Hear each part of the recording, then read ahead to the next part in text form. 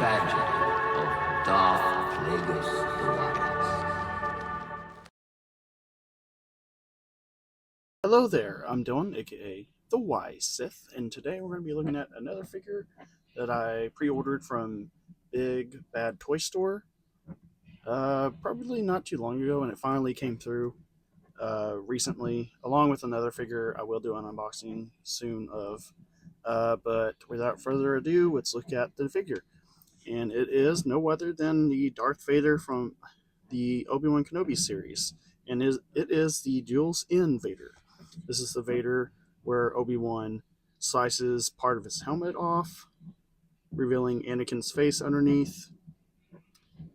I always thought that scene was actually pretty cool, despite the series kind of being iffy on most parts. But I did find that this scene was actually pretty cool. It was kind of like um, emotional.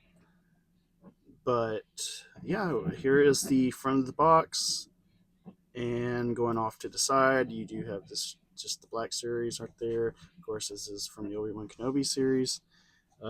This is number 15 from the series. You have artwork on the side of Darth Vader with Anakin's face revealing, and it is like a battle damaged suit.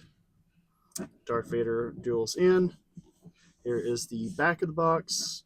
Of course, you get that same artwork, and in here is some info. If you want to read that, if you want pause and read it, you can if you want. Again, number 15 from the line. There's all that nonsense info, top, bottom. So without further ado, let's open this bad boy up. All right. So right off the bat, this figure looks extremely detailed. Like extremely detailed. I like this. But let's look at the articulation first before we go into the details. So going off on the articulation in the head, that actually feels looser than I normally feel on the Black Series head. That's weird. Like that is loose. I don't know if that's normal. I don't know, but it's easily movable. Interesting. Huh. So going off articulation, it does look like you can go down about to there and then up about to there. Head tilt, you go to here, all the way to here, and it does spin all the way around. It looks like it's on a ball joint that comes off real easy. We'll see if that pops back in place easily. Oh, it does. So I can see why it's so freely movable. That's interesting. So that's it on articulation in the head. Going on to arms. Okay. So we got some butterfly joints going on in the shoulders, as you can see. You got that tilt action going. Okay, so he's got some butterfly joints. That's cool. As for going up, I believe that is as far as they can go up. I don't want to push it even more, just in case. Actually, it does look like you can go up to right there. It's a perfect 180 degrees if you put this one up too. Perfect 90, kind of. So there's that. Going on to elbows. They are, in fact, it does look like it's kind of like double jointed. Actually, it's not double jointed, but it does bend all the way up. That's crazy. It looks like it's single jointed because it looks like all the motion's coming into this one area that's connected to the biceps. But it does bend up all the way. That's okay. That's the first. Does it do it in the other arm? Actually, yes. Okay, that's the first I've seen in a figure. I don't know if there's been other figures like this before, but I know some of them where they're like single jointed, it can only bend up to like right there because they're only limited. But it looks like it could bend up to the like all the way, Looks like his wrist can go all the way up almost to his biceps a little bit. Okay, that's perfect for like that pose that he does. The fist pose. So that's it on the elbows, wrist. They do swivel all the way around, and they are. It looks like this hand. It kind of can go there to about there. This hand swivels all the way around, and it is the same thing where it bends up and down to there. Sometimes they'll throw in a different articulation in the wrist in one hand. So, okay, that's interesting. Crunch, it does appear like he has some ab crunch. He's only limited because he got his chest plate and his belt buckle in the way, so he can only bend just about there. Back, you can bend all the way to there. Uh, it does turn. It does. He does turn right there all the way to about there. Going on to legs, they do kick out about that far, and then they bend back. I wouldn't. It wants a kick out this way, so they can only bend about that far. It does have thigh swivel, so all the way around if you're crazy enough. It looks like they didn't update the legs, so they're stuck with the same mold. So you can see it's got the joint holes, which is typical if they use the same mold from an old figure. So going on to knees, it does look like he's double jointed, so he can kick his feet back to his butt all the way about to there, and of course stiffens back up to there. And going on to ankle, it does bend to there and then outwards to there, and it is on like a little tilt joint to there to there, and I believe that's it on the articulation. So going on to details, it does look like they did a fantastic job on this face sculpt. Like, I don't know if you can see that. I need to have a better lighting up on this side because I have one right here that's like close up. It's not doing its justice. I used to have a light right there, but it died on me. I need to get a new one. Let's just say it quit working on me. Man, that sculpt looks really good. You can barely make it out, but I'll see if I can show in some more light. But that sculpt, I think it's a complete sculpt and paint job, and it's stuck the helmet on. So you can actually see so much detail in his eyes, the wrinkles all over his face, the burnt scars, everything. You can even see the scar on his head right there. You can see his mouth down there. Just everything. I think you can also see his, if I'm correct. Let me try this real quick. Oh yeah. So you can see it is locked in place, so you can't take it off, obviously. There's gotta be a way. I think there was a way. Okay. Yeah. Okay, there we go. I don't know if you can see that. But you can see his ears right there. And focus right there. And you can see some of his scars going on his head. Let's see if I don't know if you can see that. But you can see some scarring going on right there.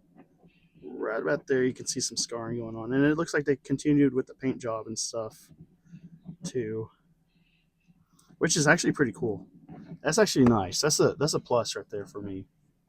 Because, like, you would expect them just to, like, half-ass it inside, But it looks like they kind of completed the paint job and stuff inside. Even, like, on this side of his face, you'd think they would half-ass it and shit. It's not the point. It's not what they did. So that's a plus right there. Oh, I didn't notice that. So on the back, looks like they included the tear from whenever Kenobi slashed his back, and it looks like it continues into this cloth too. Obviously, it's not gonna. Actually, it does. Okay, so you see some tearing in his bodysuit. Okay, that's some nice detail right there, huh? I give that a really good plus right there too. They included that, like to the point where it goes all the way back to his back of his bodysuit. That's a plus. Of course, you got his chest plate. It's all damaged, sliced, beaten as well. And going on to the helmet with this look, it is nicely glossed. You do see the red in his eyes, the lens. I can't tell. It looks like it could be because if you have the other half, you can tell. It looks like it could be, maybe. Yeah, it doesn't look like it could be, but I know I have another Vader figure I can compare this to. It is also from the Kenobi series. I like the Vader a lot, so I have. This is my third Vader Black Series figure. I have another figure where he's. It's the one where his whole helmet comes off, and it's from Revenge of the. Not Revenge. Return of the Jedi. So it's that Vader. Um, if you know what I'm talking about, you know what I'm talking about. And yeah, the details on this look super nice. There's not much to talk about because like it's just typical Vader, all black bodysuit, armor, everything. So there's not much colors going on. Of course, you got like the colors in this chest plate and belts, um, in his eyes. But it does look like it is very detailed. It does look like they reuse some parts and stuff.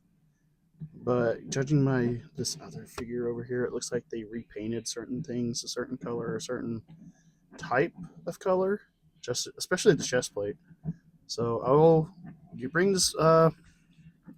Before I do that, let me look at the saber real quick. I do not have the saber for my other Vader.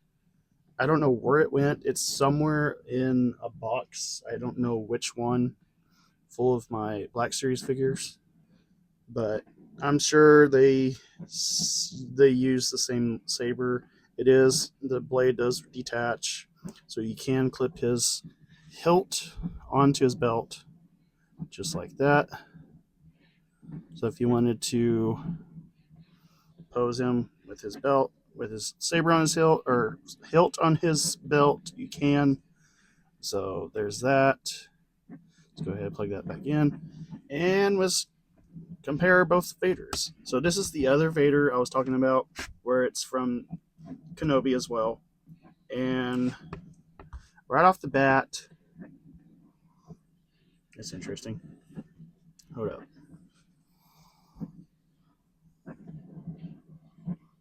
Okay, they're the same height. I was gonna say, yeah, they're the same height. I was gonna say it looks like this one's a little bit taller, but it could be because the footing, whatever. Going off like on the details, it looks like the lens might be a little redder on this one than that one. And of course, this one has the iconic. There's that iconic like silver uh, color scheme going on in some parts of the mask, just like the original helmet did. It gives it like that depth perception. I think that's why they did that. So it's not like all black and hard to see.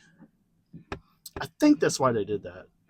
If I'm wrong, correct me, but I I am for sure that's why they did that. And going off on the chest plate, as you can see, the buttons and all that are different colors, and even the little squares right here are also. This one's smaller than these, you can tell. And of course, these are slightly smaller than these. It does look like the plate is bigger than this one, which is kind of which is kind of odd. You would think they've used the same sculpt and then just damaged this sculpt like this for this one, but I guess that's not the case. Of course, the underrobe is more right here, while this one's shoved inwards more. I don't know if that's purposeful or if that might be fixable. It could be. I don't know. Maybe, maybe not. It does look like the belts are identical in a way. Of course, this red is more vibrant than this one. The greens are about the same. But everything else looks about the same. Of course, they have the same joint holes on the knees. You don't see that in the elbows, though. It's interesting. And I wonder if this one... Okay, that proves it. Okay, as you can see, original sculpt from the Kenobi Vader versus the newer arm sculpt for the battle damage Vader from Kenobi. So it does look like his elbows do bend inwards more than they do on the original Kenobi series Vader figure. So this is more of like a 90-degree angle, and this is more for like that. So there is a difference on that, which is actually pretty cool. That is good. So that is nice. I would highly recommend this figure. If you're looking to get a new Vader figure to have for your collection, I would highly recommend this. This is a nice figure. I like this so much. Can you do the classic?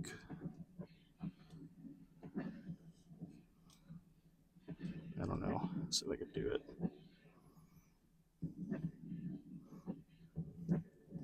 I don't know if I could do it or not. Oh well. It's not. Looks like it can't. No, it's not really that much. So let's go ahead and just stick his saber in his hand. Let's turn this way, and then we'll bring that down right here. Pose it up. All nice and neat.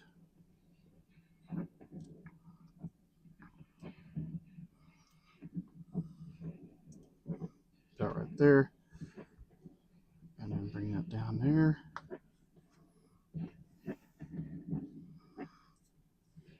I do wish, however, I wish they did stick with wire caping.